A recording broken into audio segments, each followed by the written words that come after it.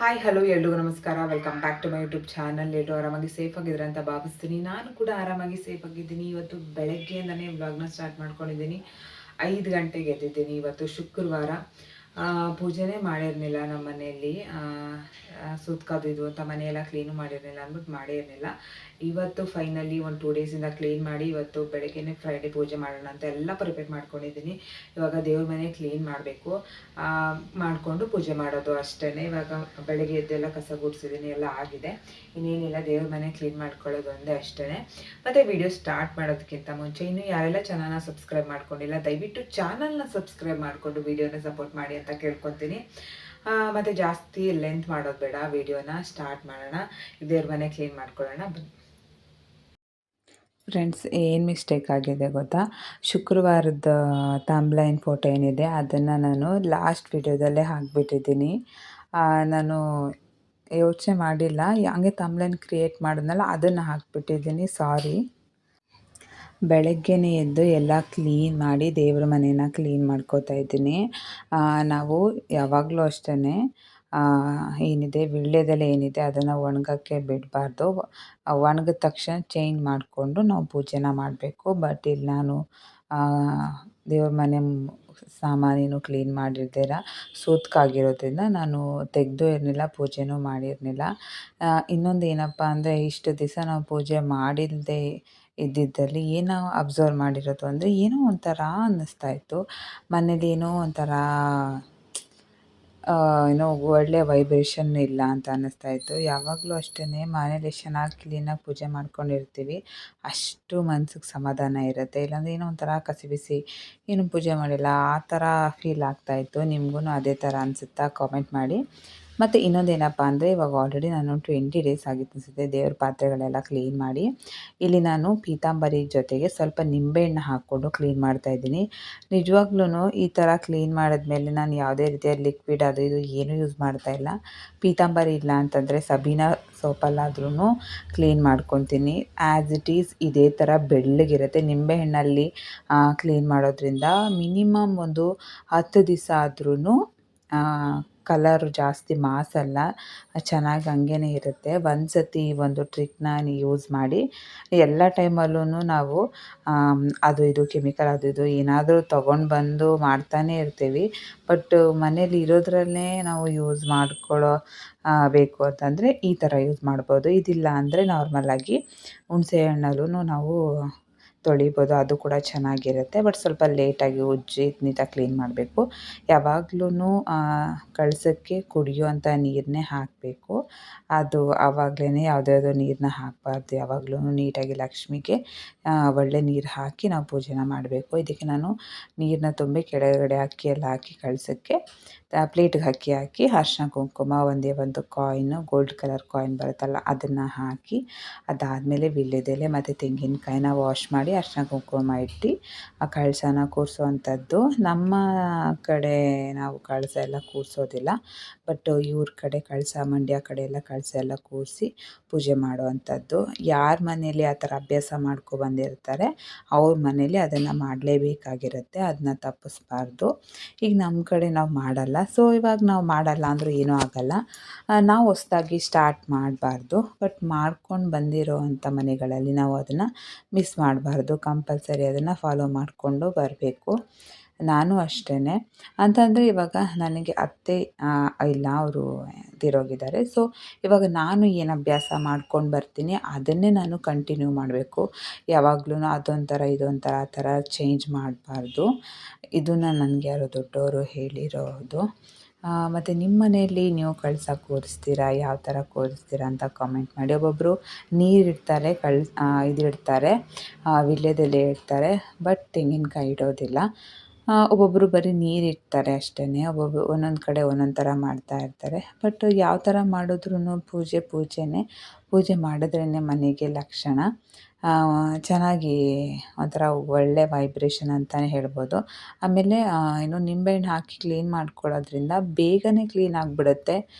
ಅದೊಂದನ್ನು ನಾನು ಅಬ್ಸರ್ವ್ ಮಾಡಿದ್ದೀನಿ. ನೀವು ಒಂದ್ಸಲ ಬೇಕಾದರೆ ನೀವೂ ಕೂಡ ದೇವ್ರ ಪಾತ್ರೆ ಎಲ್ಲ ಕ್ಲೀನ್ ಮಾಡಬೇಕಾದ್ರೆ ಒಂದು ಸತಿ ನಿಂಬೆಹಣ್ಣು ಹಾಕಿ ಕ್ಲೀನ್ ಮಾಡಿ ನೋಡಿ. ಚೆನ್ನಾಗಿ ಅನ್ನಿಸ್ತು ಅಂತಂದರೆ ನನಗೆ ಕಾಮೆಂಟ್ ಮಾಡಿ ಹೇಳಿ. ದಿವ್ಯಾ ಇದು ಚೆನ್ನಾಗಿ ಯೂಸ್ ಆಗ್ತಾಯಿದೆ ಟ್ರಿಕ್ ಅಂತ. ನನಗೂ ಗೊತ್ತಿರಲಿಲ್ಲ ಇದು. ನಮ್ಮ ಪಕ್ಕದ ಮನೆ ಆಂಟಿ ಇದೇ ಥರ ನಿಂಬೆಹಣ್ಣಲ್ಲಿ ಕ್ಲೀನ್ ಮಾಡ್ತಾಯಿದ್ರು. ಸೊ ಅವರು ಅವ್ರು ಜಾಸ್ತಿ ದೇವ್ರ ವಿಗ್ರಹ ಅದು ಇದು ಎಲ್ಲನೂ ಇದೆ.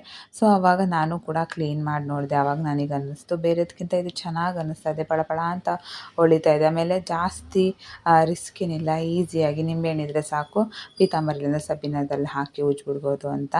ಮತ್ತು ಇನ್ನೊಂದು ಏನಪ್ಪ, ನನ್ನ ದೇವ್ರ ಮನೆಗೆ ಆ್ಯಡ್ ಮಾಡ್ಕೊಂಡಿರೋದು ಅಂತಂದರೆ ಜವಾದಿ ಪೌಡರ್ನ ತರಿಸ್ಕೊಂಡಿದ್ದೆ. ನಾನು ತುಂಬ ಇನ್ಸ್ಟಾಗ್ರಾಮಲ್ಲಿ ಯೂಸ್ ಮಾಡೋದನ್ನು ನೋಡಿದ್ದೆ. ಫ್ಲೇವರ್ ಎಲ್ಲ ಚೆನ್ನಾಗಿರುತ್ತೆ, ದೇವಸ್ಥಾನ ಘಮ ಘಮ ಅಂತ ದೇವಸ್ಥಾನದಲ್ಲಿ ಇರೋ ಥರ ಅನಿಸ್ತಾ ಇರುತ್ತೆ ಅಂತ ಅಂದ್ಬಿಟ್ಟು ಅದಕ್ಕೇ ತಗೊಂಡು ಬಂದೆ. ಇದನ್ನು ಉರಿಯೋ ದೀಪಕ್ಕೆ ಸ್ವಲ್ಪ ಎಣ್ಣೆಗೆ ಹಾಕಿ ಉರಿಸೋ ಅಂಥದ್ದು. ಮತ್ತು ಇನ್ನೊಂದು ಏನಪ್ಪ ಅಂದರೆ ಸಾಂಬ್ರಾಣಿ ಎಲ್ಲ ಹಾಕ್ತೇವಲ್ಲ ಅದಕ್ಕೆ ಒಂಚೂರು ಹಾಕುವ ಅಂಥದ್ದು, ಇಲ್ಲಾಂದರೆ ಕುಂಕುಮ ಜೊತೆ ಮಿಕ್ಸ್ ಮಾಡಿ ಒಂದು ಸ್ವಲ್ಪ ಇಟ್ಕೊಳ್ಳೋ ಅಂಥದ್ದು. ಈ ಥರ ಮಾಡಿದ್ರೆ ಅದೇ ಫ್ಲೇವರ್ ಇತ್ತು. ಕೈ ಮಾತ್ರ ಒಂದಿನ ಫುಲ್ಲು ಒಂಥರ ಘಮ ಘಮ ಅಂತ ಇತ್ತು. ಈ ದೇವಸ್ಥಾನದಲ್ಲಿ ಹೋದಾಗ ಅನಿಸ್ತಲ್ಲ ಆ ಥರ ಅನ್ನಿಸ್ತಾ ಇತ್ತು. ಮನೆಯೆಲ್ಲ ಒಂಥರ ಏನೋ ಒಂಥರ ಚೆನ್ನಾಗಿ ಫೀಲ್ ಆಗ್ತಾಯಿತ್ತು. ಸೊ ನನಗೆ ತುಂಬಾ ಇಷ್ಟ ಆಯಿತು. ನೀವು ಯಾರಾದರೂ ಯೂಸ್ ಮಾಡಿಲ್ಲ ಅಂದರೆ ಒಂದು ಸತಿ ಯೂಸ್ ಮಾಡಿ, ನಿಮಗೂ ಕೂಡ ಇಷ್ಟ ಆಗುತ್ತೆ. ಮತ್ತು ಯಾವಾಗ್ಲೂ ಅಷ್ಟೇ ನಾವು ದೇವ್ರ ಮನೇಲಿ ನಾರ್ಮಲಾಗಿ ನೈವೇದ್ಯಕ್ಕೆ ಏನೇ ಇಟ್ರೂ ನೀರನ್ನ ಇಡೋದನ್ನು ನಾವು ಮಿಸ್ ಮಾಡಬಾರ್ದು. ಮತ್ತು ಸ್ಟೀಲು ನಾವು ದೇವ್ರ ಮನೇಲಿ ಇಡಬಾರ್ದು. ನಾನು ದೇವರ ವಿಭೂತಿ ಗಟ್ಟಿ ಏನಿದೆ ಅದನ್ನು ಸ್ಟೀಲ್ ಪಾತ್ರೆಯಲ್ಲಿ ಇಟ್ಟಿದ್ದೆ. ಆಮೇಲೆ ನನಗೆ ಯಾರೋ ಹೇಳಿದ್ರು ಸ್ಟೀಲೆಲ್ಲ ದೇವ್ರ ಹತ್ರ ಯೂಸ್ ಮಾಡಬಾರ್ದು, ಏನಿದ್ರು ಬೆಳ್ಳಿ ಅಥವಾ ನಾರ್ಮಲ್ಲಾಗಿ ಏನಪ್ಪ ತಾಮ್ರನೂ ಅಲ್ಲ, ಐ ಥಿಂಕ್ ತಾಮ್ರನೇ ಅಂತ ಅನ್ಕೋತೀನಿ, ನನಗೆ ಗೊತ್ತಿಲ್ಲ. ಅದನ್ನೆಲ್ಲ ಏನಂತ ಅಂತಾರೆ ಅಂತ ಅಂದ್ಬಿಟ್ಟು ನೀರನ್ನ ಇಡಬೇಕು. ಇದನ್ನು ನಾನು ಕೂಡ ಫಾಲೋ ಮಾಡ್ಕೊಬಂದಿದ್ದೀನಿ. ಯಾವಾಗಲೂ ಪೂಜೆ ಮಾಡಿದಾಗೆಲ್ಲ ನೀರನ್ನ ನಾವು ಚೇಂಜ್ ಮಾಡಿ ಇಡಬೇಕು ಯಾವಾಗ್ಲೂ ಅಷ್ಟೇ. ಒಂದು ಕತೆ ಇದೆ. ಏನಪ್ಪ ಅಂದರೆ ಯಾವುದೋ ಒಂದು ನಾನು ಇದರಲ್ಲಿ ನೋಡಿದ್ದು, ಟಿ ವಿಲೇ ನೋಡಿದ್ದು.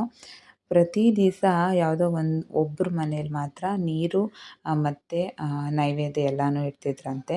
ಮಿಕ್ಕಿದವರೆಲ್ಲ ಬರೀ ನೀರು ಇಡ್ತಿದ್ರಂತೆ. ನೀರಿಟ್ಟರೆ ನೈವೇದ್ಯ ಇಡ್ತಾ ಇರಲಿಲ್ಲ, ನೈವೇದ್ಯ ಇಟ್ಟರೆ ನೀರು ಇಡ್ತಾ ಇರಲಿಲ್ಲ. ಅವ್ರ ಮನೇಲೆಲ್ಲ ಬಡತನ ಇತ್ತಂತೆ. ಆದರೆ ಯಾರ ಮನೆಯಲ್ಲಿ ನೀರು ಮತ್ತು ಫಲಾಹಾರ ದೇವರಿಗೆ ನೈವೇದ್ಯ ಇಡ್ತಿದ್ರಲ್ಲ ಆ ಮನೇಲಿ ಮಾತ್ರ ಲಕ್ಷ್ಮಿ ಇದ್ದಿದ್ದಂತೆ.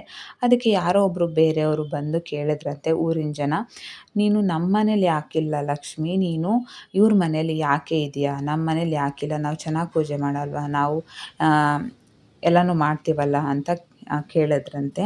ಅದಕ್ಕೆ ದೇವ್ರಂತಂತೆ ಲಕ್ಷ್ಮಿ ಹೇಳಿದ್ರಂತೆ, ನೀವು ಎಲ್ಲ ಥರ ಪೂಜೆನೂ ಮಾಡ್ತೀರಾ, ಆದರೆ ನನ್ನ ಪೂಜೆ ಮಾಡುವಾಗಾದರೆ ನೀರಿಡ್ತೀರ, ನೀರಿಟ್ಟರೆ ನೈವೇದ್ಯ ಇಡಲ್ಲ, ನೈವೇದ್ಯ ಇಟ್ಟರೆ ನೀರು ಇಡಲ್ಲ. ನನಗೆ ಯಾವಾಗಲೂ ನೀರು ಮತ್ತು ನೈವೇದ್ಯ ಎರಡೂ ಇರಬೇಕು ಮತ್ತು ಕ್ಲೀನಾಗಿರಬೇಕು, ಅಂಥ ಮನೇಲಿ ಮಾತ್ರ ನಾನು ಇರೋವಂಥದ್ದು ಅಂತ ಹೇಳಿದ್ರಂತೆ. ಸೊ ಆ ಸ್ಟೋರಿನ ನಾನು ಎಲ್ಲೋ ಕೇಳಿದ್ದೆ, ನೋಡಿದ್ದೆ. ಅದಕ್ಕೋಸ್ಕರ ನಾನು ಕೂಡ ನೈವೇದ್ಯ ಅಥವಾ ನೀರು ಏನಾದರೂ ಸರಿ, ನೀರಂತೂ ಇಟ್ಟಿರ್ತೀನಿ. ನೈವೇದ್ಯ ಒಂದೊಂದು ಸತಿ ಇಟ್ಟಿಲ್ಲ ಅಂದ್ರೂ ಪರವಾಗಿಲ್ಲ, ಪೂಜೆ ಟೈಮಲ್ಲಂತೂ ಇಡ್ತೀನಿ. ಬಾಕಿ ಟೈಮಲ್ಲಿ ಯಾವಾಗ ಪೂಜೆ ಮಾಡ್ತೀನಿ ಅವಾಗೆಲ್ಲ ನೀರನ್ನ ಚೇಂಜ್ ಮಾಡಿ. ನಮ್ಮ ಮನೆ ಬೆಳಗ್ಗೆ ಪೂಜೆ ಎಲ್ಲ ಆಯಿತು, ನೀಟಾಗಿ ಕ್ಲೀನ್ ಮಾಡಿ ಎಷ್ಟೋ ದಿವಸ ಆಗಿತ್ತು ಮಾಡಿರಲಿಲ್ಲ, ಮನೆಯೆಲ್ಲ ಕ್ಲೀನ್ ಮಾಡಿರಲಿಲ್ಲ ಅಂದ್ಬಿಟ್ಟು ಮಾಡಿರಲಿಲ್ಲ. ಇವಾಗೆಲ್ಲ ಕ್ಲೀನ್ ಮಾಡಿದೆ. ಇನ್ಮೇಲೆ ಅಂದರೆ ನಾವು ನಾರ್ಮಲಾಗಿ ದಿನಾನೂ ಸೋಮವಾರ ಶುಕ್ರವಾರ ಪುಟ್ಟ ಸ್ನಾನ ಮಾಡ್ತಾನೆ ಇರ್ತಾನೆ. ಸೊ ಪೂಜೆ ಮಾಡ್ತಾನೆ ಇರ್ತಾನೆ. ನಾನು ಕೂಡ ಸ್ನಾನ ಮಾಡಿದಾಗೆಲ್ಲ ಪೂಜೆ ಮಾಡ್ತಾ ಇರ್ತೀನಿ. ಏನಕ್ಕಪ್ಪ ಮಾಡಿರಲಿಲ್ಲ ಅಂದರೆ ನಮ್ಮ ಒಂದು ರಿಲೇಷನಲ್ಲಿ ಪಾಪ ಆಗಿತ್ತಲ್ಲ, ಸೂತ್ಕ ಅಂತ ಮನೆ ಕ್ಲೀನ್ ಮಾಡಿರಲಿಲ್ಲ ಅಂದ್ಬಿಟ್ಟು ಮಾಡಿರಲಿಲ್ಲ. ಮತ್ತು ಅಂಗಡಿಗೆ ಹೋಗೋದು ಬರೋದು ಇದರಿಂದ ಮನೆ ಕ್ಲೀನು ಮಾಡೋಕ್ಕಾಗಿರಲಿಲ್ಲ, ಪೂಜೆನೂ ಮಾಡೋಕ್ಕಾಗಿರಲಿಲ್ಲ. ಸ್ವಲ್ಪ ಮನೆ ಕ್ಲೀನ್ ಮಾಡಿಲ್ಲ ಅಂದರೆ ಪೂಜೆ ಮಾಡೋಕ್ಕೆ ಒಂಥರ ಅನಿಸ್ತಾ ಇರುತ್ತೆ. ಸೊ ಅದರಿಂದ ಬೆಳಗ್ಗೆನೇ ಎದ್ದು ಎಲ್ಲ ಕ್ಲೀನ್ ಮಾಡಿ, ಆಲ್ರೆಡಿ ನಿನ್ನೆ ನೈಟ್ 2 ಡೇಸಿಂದನೆಲ್ಲ ಕ್ಲೀನ್ ಮಾಡಿದ್ನಲ್ಲ, ನೋಡ್ಬೋದು ಇಲ್ಲಿ ಎಲ್ಲ ನೀಟಾಗಿ. ನಿನ್ನೆ ನೈಟು ಇದೆಷ್ಟು ಆಲ್ರೆಡಿ ನಾನು ವೀಡಿಯೋದಲ್ಲಿ ನೋಡಿರ್ತೀರ, ಸ್ವಲ್ಪ ಮೆಸ್ಸಿಯಾಗಿತ್ತು. ಇವಾಗ ಒಂದು ರೇಂಜಿಗೆಲ್ಲ ಕ್ಲೀನ್ ಮಾಡ್ಕೊಂಡಿದ್ದೀನಿ. ಇದು ಅಕ್ಕಿದು, ಯಾಕಂದರೆ ಕೆಳಗಡೆ ಇಟ್ಟರೆ ಕೌಶಿಕ್ ಚಲ್ತಾನೆ. ಸೊ ಅದರಿಂದ ಇದನ್ನು ಇಟ್ಟಿದ್ದೀನಿ. ನೀರುದು ತುಂಬ ಇಟ್ಕೊತಾ ಇದ್ದೀನಿ. ಅದರಿಂದ ಇದು 2 ಇದೆ, ಅದು ಬಿಟ್ಟರೆ ಸ್ಲ್ಯಾಬ್ ಫುಲ್ ಖಾಲಿಯಾಗಿದೆ. ಬಟ್ಟೆ ಅಂತೂ ಒಂದು 2-3 ದಿವಸದಿಂದ ನಮ್ಮನೆ ಅಂತೂ ನೆಕ್ಸ್ಟ್ ಲೆವೆಲ್ ಬಟ್ಟೆ. ನಾನು ಶಾಪ್ಗೆ ಹೋಗ್ತಾ ಇರ್ತೀನಿ, ದಿನ ಬಟ್ಟೆ ಚೇಂಜ್ ಮಾಡ್ತಾ ಇರ್ತೀನಿ. ಟವಲ್ಸ್ಗಳು ಕೌಶಿಕ್ ಹುಚ್ಚ ಮಾಡ್ತಾ ಇರ್ತಾನೆ, ಅದು ಬೆಡ್ಶೀಟು ಅದು ಇದು ಅಂತ ನೆಕ್ಸ್ಟ್ ಲೆವೆಲ್ ಬಟ್ಟೆಗಳು ಅಂತಲೇ ಹೇಳ್ಬೋದು. ಸೊ ಎಲ್ಲ ಪೂಜೆ ಆಯಿತು, ನೋಡ್ಬೋದು ಯಾವ ರೀತಿ ಆಗಿದೆ ಅಂತ ಅಂದ್ಬಿಟ್ಟು ಸಿಂಪಲ್ಲಾಗಿ ಮತ್ತು ಕ್ಲೀನಾಗಿ. ಕೌಶಿಕಿನೂ ಮಲ್ಕೊಂಡಿದ್ದಾನೆ, ಅವನಿನ್ನೂ ಎದ್ದಿಲ್ಲ. ಬೆಡ್ಶೀಟು ವಾಶ್ ಎಲ್ಲ ಮಾಡಿದ್ವಿ, ಹೊಸದಲ್ಲ ಒರೆಸ್ಕೊಂಡಿದ್ವಲ್ಲ ಅದನ್ನೆಲ್ಲ ಕ್ಲೀನ್ ಮಾಡಿದ್ವಿ. ಅದಾದಮೇಲೆ ಹೂವು ಬಿದ್ದಿದೆ,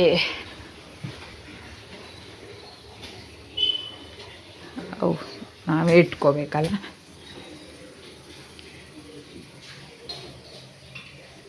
ಹೂವು ಇದೆ, ಸ್ವಲ್ಪ ಇದೊಂದು ಒರೆಸಿಲ್ಲ. ಸೊ ಎಲ್ಲ ಆಗಿದೆ. ರಂಗೋಲಿ ನೋಡ್ಬೋದು, ಸಿಂಪಲ್ಲಾಗಿ ಈ ಥರ ರಂಗೋಲಿನ ಹಾಕಿದ್ದೀನಿ. ನಮ್ಮಮ್ಮ ಆಚೆ ಹೊಟ್ಟೆ ಒಣಗಾಕ್ತಾ ಇದ್ದಾರೆ. ಹಾಯ್ ಮಾಡಮ್ಮ. ಪುಟ್ಟ ಸ್ನಾನ ಮಾಡ್ತಾ ಇದ್ದಾನೆ. ನಮ್ಮ ಮನೇಲಿ ಇವತ್ತು ಬ್ರೇಕ್ಫಾಸ್ಟ್ ಏನಂದರೆ ಇಡ್ಲಿ ಉಪ್ಪಿಟ್ಟಲ್ಲ, ಇದು ಬ್ರೆಡ್ ಉಪ್ಪಿಟ್ಟು. ಚೆನ್ನಾಗಿರುತ್ತೆ. ಒಂದು ಸತಿ ನಾನು ರೆಸಿಪಿ ಹಾಕಿದ್ದೀನಿ, ಒಂದು ಸತಿ ಟ್ರೈ ಮಾಡಿ, ಬೇಕು ಅಂದರೆ ಕಾಮೆಂಟ್ ಮಾಡಿ, ನಾನು ಇನ್ನೂ ಒಂದು ಸಲ ಶೇರ್ ಮಾಡ್ಕೊತೀನಿ. ನಾನು ಪೂಜೆ ಮಾಡಬೇಕಾದ್ರೆ ವಿಡಿಯೋ ಮಾಡೋಣ ಅಂತ ಅಂದ್ಕೊಂಡೆ, ಸ್ಟೋರೇಜ್ ಫುಲ್ ಆಗ್ಬಿಟ್ಟಿತ್ತು. ಆಮೇಲೆ ಪೂಜೆ ಮಾಡ್ತಾ ಇದ್ನಲ್ಲ, ಸರಿ ಅಂದ್ಬಿಟ್ಟು ನಾನು ಗಮನ ಕೊಟ್ಟಿಲ್ಲ. ಅದಕ್ಕೇ ಅದನ್ನು ವಿಡಿಯೋ ಮಾಡ್ಕೊಳಕ್ಕಾಗಿಲ್ಲ. ಅದಕ್ಕೆ ಇವಾಗ ಎಷ್ಟು 1,500 ವೀಡಿಯೋಸ್ನ ಡಿಲೀಟ್ ಮಾಡಿ ಇವಾಗ ಮತ್ತೆ ವಿಡಿಯೋನ ಸ್ಟಾರ್ಟ್ ಮಾಡ್ಕೊಂಡಿದ್ದೀನಿ. ಇವಾಗ ಏನು ಮಾಡ್ತಾಯಿದ್ದೀನಿ ಅಂದರೆ ಬೆಳ್ಳುಳ್ಳಿ ತಿಂತಾಯಿದ್ದೀನಿ. ಸ್ವಲ್ಪ ಹನಿ ಒಳಗಡೆ ಡಿಪ್ ಮಾಡಿ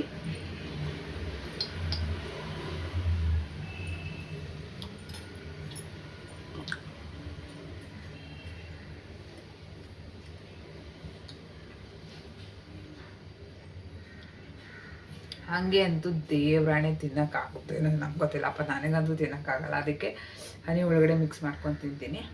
ಹಾಗಾದರೆ ತಿನ್ಬೋದು. ಬಟ್ ಅದರೇ ಒಂಥರ ಫ್ಲೇವರ್ ಎಲ್ಲ ಬಾಯಲ್ಲಿ ಇರುತ್ತೆ. ನೀರು ಕುಡಿಬೇಕು, ಆಮೇಲೆ ತಿನ್ಬೇಕು. ಇವಾಗ ರಾತ್ರಿ ಎಲ್ಲ ಇದನ್ನೆಲ್ಲ ಕ್ಲೀನ್ ಮಾಡಿ ಸ್ವಲ್ಪ ನೀಟಾಗಿ ಅರೇಂಜ್ ಮಾಡಿದೆ. ಇನ್ನೊಂಚೂರು ಅರೇಂಜ್ ಮಾಡೋದಿದೆ. ಒಂದು ಸ್ವಲ್ಪ ಡಬ್ಬಗಳನ್ನೆಲ್ಲ ತೊಳೆದಿಕ್ಕಿದ್ದೀನಿ. ಇನ್ನೊಂಚೂರು ಸೆಟ್ ಮಾಡಿಬಿಟ್ಟು ಫ್ರಿಜ್ಜೊಂದು ಸೆಟ್ ಮಾಡಿಬಿಟ್ರೆ ಮುಗಿಯುತ್ತೆ. ಮತ್ತು ಆ ಸಂಜೆ ನನಗೆ ಅಪಾಯಿಂಟ್ಮೆಂಟ್ ಇತ್ತು ಸೂಪರ್ ಹೆಲ್ತ್ ಹಾಸ್ಪಿಟಲಲ್ಲಿ. ಸೊ ನಾನು ಮನುನ ಕರ್ಕೊಂಡೋಗಿದ್ದೆ. ಕರ್ಕೊಂಡು ಹೋಗಿ ಜಾಸ್ತಿ ಏನು ಟೈಮ್ ಆಗಲಿಲ್ಲ, ಒಂದು 10 ನಿಮಿಷ ಆಯಿತು ಅಷ್ಟೇ. ಯಾರಾದರೂ ಸೂಪರ್ ಹೆಲ್ತ್ ಹಾಸ್ಪಿಟಲ್ ಬಗ್ಗೆ ತಿಳ್ಕೊಬೇಕು ಅಂತಂದರೆ ನನಗೆ ಕಾಮೆಂಟ್ ಮಾಡಿ. ನಾನು ಆಲ್ರೆಡಿ ಒಂದು ವೀಡಿಯೋನ ಅಪ್ಲೋಡ್ ಮಾಡಿದ್ದೀನಿ, ತುಂಬಾ ಯೂಸ್ ಆಗುತ್ತೆ ಗೈಸ್. ಇವಾಗ ನಾನು ಹೋಗಿ ಬಂದೆ. ಫ್ಲಿಪ್ಕಾರ್ಟಿಂದ ಆರ್ಡರ್ ಮಾಡಿದ್ದೆ, ಗ್ರೋಸರಿ ಆರ್ಡರ್ ಮಾಡಿದ್ದೆ. Hi madam. ಏನದು, ಇದು ಕೊತ್ತಂಬರಿ ಸೊಪ್ಪು 10 ರೂಪಾಯಿಗೆ ಕೊತ್ತಂಬರಿ ಸೊಪ್ಪು, ಪನ್ನೀರು ಅರ್ಧ ಕೆ ಜಿ, ಶಾಂಪೂ ವಾಟಿಕ. ಇದೇ ಶಾಂಪು ಗೈಸ್ ನಾನು ಹಾಕೋದು. ಅಲ್ಲಿಕ್ಕು ಹೆಂಗು ಬಳ ಬಳ ಬಳ ಬಳ ಅಂತ ಕೂದಲೆಲ್ಲ ಉದ್ರೋಯ್ತಾ ಇತ್ತು. ಇದು ಎಳ್ಳು ತರಿಸ್ದೆ, ಮತ್ತು ಹಾಲು ತರಿಸ್ದೆ. ಅದು ಇದಾಗೋಯ್ತು, ಅರ್ಧೋಗಿತ್ತಂತೆ. ತಂದು ಒಳಗಡೆ ಇಟ್ಕೊಟ್ರು ಪಾಪ. ಇದೆ ಶಾಂಪು. ಅಲ್ಲಿ ಡಿಮಾರ್ಟಲ್ಲಿ ಇರಲಿಲ್ಲ, ಈ ಶಾಂಪು ಇದ್ದಿದ್ರೆ ತಗೊಬಿಡ್ತಾ ಇದ್ದೆ. ಅಯ್ಯಪ್ಪ ದೇವ್ರೆ, ಎಷ್ಟು ನಾನು ಒಂಥರ ಕಾಪ ಬಂದ್ಬಿಟ್ಟಿತ್ತು. ಹೊತ್ತಾಗಿ ಫುಲ್ಲು ಇದು ತೆಗೆಸ್ಬಿಡೋಣ ಅನ್ನೋ ಅಷ್ಟು ಈಜ್ತೈತೆ ಸುಮ್ಮನೆ. ಚಪಾತಿ ರೆಡಿಯಾಗಿದೆ, ಬೇಯಿಸ್ತಾ ಇದ್ದೀನಿ. ಮತ್ತು ಚಟ್ನಿ ಇದೆ, ಇಡ್ಲಿ ಇದೆ. ಈ ಕಡೆ ಬಂದರೆ ಪನ್ನೀರ್ ಗೊಜ್ಜಿದೆ, ಪನ್ನೀರ್ ಕರಿ. ನಾನು ಆಲ್ರೆಡಿ ರೆಸಿಪಿ ಹಾಕಿದ್ದೀನಿ, ಅದಕ್ಕೆ ನಾನೇನು ಇವಾಗ ಹಾಕಕ್ಕೆ ಹೋಗಿಲ್ಲ. ನನ್ನ ಬ್ಲಾಗಲ್ಲಿ ತುಂಬ ಬ್ಲಾಗಲ್ಲಿ ಹಾಕಿದ್ದೀನಿ ನಾನು, ಅದಕ್ಕೆ.